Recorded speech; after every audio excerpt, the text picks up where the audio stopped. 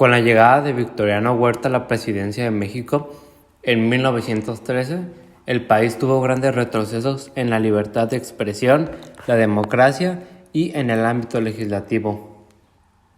A su llegada a la silla presidencial no puede entenderse sin el apoyo de Estados Unidos, ya que juntos quitaron a Francisco Madero el poder, lo que le ganó a Huerta el calificativo como usurpador.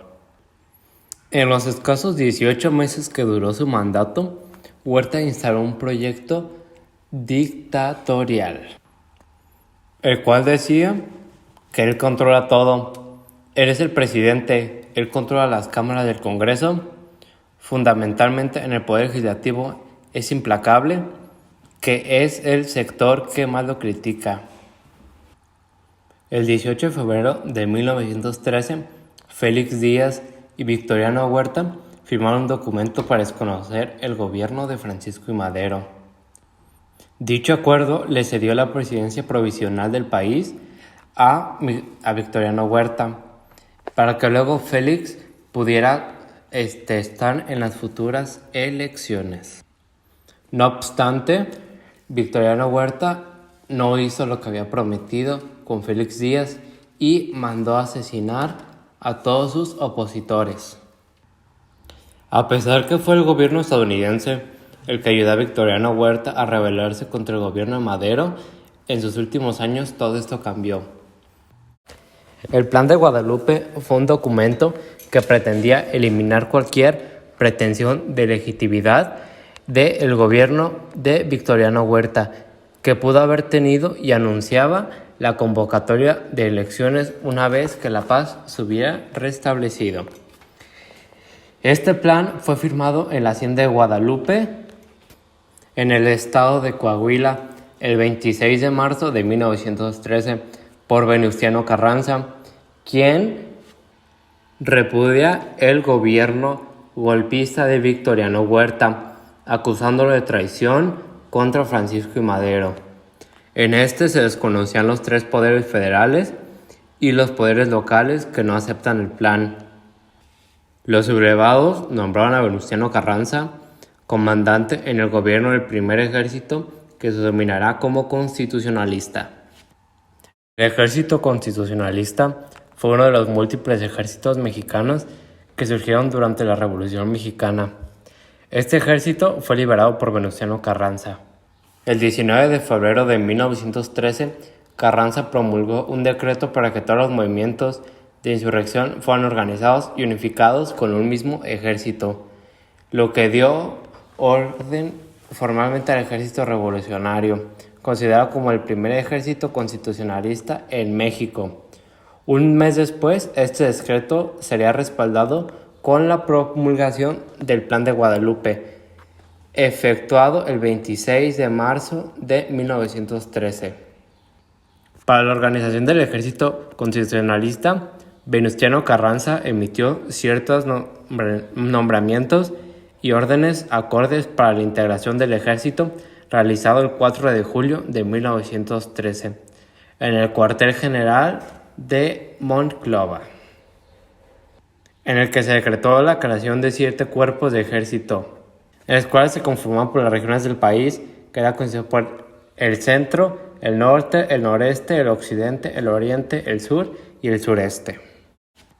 El constitucionalismo, villismo y zapatismo lograron derrocar el gobierno ilegítimo de Victoriano Huerta en julio de 1914.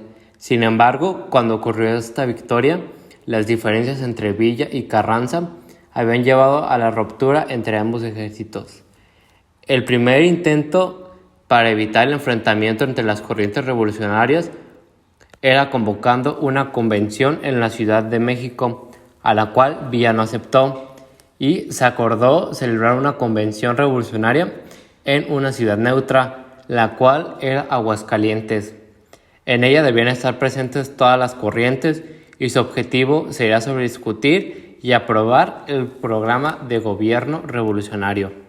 En esta asamblea se decidió asumir la soberanía del país, hacer un lado a los 3 grandes caudillos, cuales eran Carranza, Villa y Zapata, y elegir un nuevo presidente de la República, nombrado por la propia convención, Carranza rechazó la decisión. La Asamblea deliberadamente formuló un programa de 3 reformas económicas, políticas y sociales que influyó en las principales demandas elaboradas durante la lucha revolucionaria. Estas leyes representan un antecedente en la Constitución de 1917. En su lucha contra Victoriano Huerta, Carranza recibió el apoyo de otros líderes revolucionarios. En el norte contaba con la ayuda de Álvaro Obregón, Pablo González y Pancho Villa, mientras que en el sur otro revolucionario, Emiliano Zapata, iniciaba una lucha independiente. En 1914, los Estados Unidos invadieron México. Carranza estableció acuerdos con los estadounidenses para evitar la intromisión en la política interna mexicana. Mientras tanto, los ejércitos constitucionalistas triunfaran en todos los frentes, obligando a Victoriano Huerta a renunciar a la presidencia en 1914. La entrada de las fuerzas constitucionalistas a la Ciudad de México representó el triunfo de la lucha revolucionaria y el inicio de una etapa en busca del orden constitucional. Carranza hizo su entrada triunfal a la Ciudad de México, resguardada desde ese momento por las tropas constitucionalistas. Días previos, el general Álvaro Obregón arribó al Distrito Federal con el fin de organizar el desarme de las fuerzas federales y organizar la seguridad del primer jefe del ejército constitucionalista. El 20 de marzo de 1914, el barón de Cuatro Ciénegas descendió del tren que arribó en Tlaltenanpa, para posteriormente realizar a caballo su entrada triunfal a la Ciudad de México, acompañado por su Estado Mayor, así como por Álvaro Obregón y el general Juan Cabral. La Guardia Constitucionalista del Palacio Nacional rindió los honores correspondientes al presidente de México, consistentes en una salva de 21 cañonazos que eran hacia Venustiano Carranza. Con este acto se hacía patente ante la sociedad mexicana el fin del gobierno de Victoriano Huerta y del Ejército Federal que lo respaldaba, dando paso a una nueva etapa en la vida política de México, en la que se buscaba el reabastecimiento del orden constitucional. El Plan de Iguala es un manifiesto redactado en la Revolución Mexicana en contra del entonces presidente Venustiano Carranza. En dicho plan, proclamó por Plutarco Elías Calles el 23 de abril de 1920 en la ciudad de Agua Prieta. Se desconoció el Poder Ejecutivo Federal encabezado por Venustiano Carranza junto con el de los estados participados del régimen.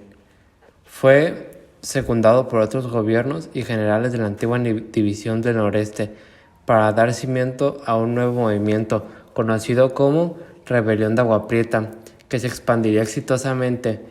Este culminó con las relaciones de elecciones y en la instauración de un nuevo gobierno constitucional. En el año de 1920 llegaba a su fin el periodo del gobierno del presidente Venustiano Carranza, pero su intención de estabilidad del país no fue posible debido a las acciones tomadas en su gobierno. A manera de respuesta, el presidente Venustiano Carranza lanzó un manifiesto a la nación el 5 de mayo de 1920 contestando al Plan de Agua Prieta, en el que lamentó la lucha política prematura, propaganda subversiva, obregonista a base de ataques a su gobierno y a la ambigüedad de Pablo González al hacer campaña sin dejar el mando militar.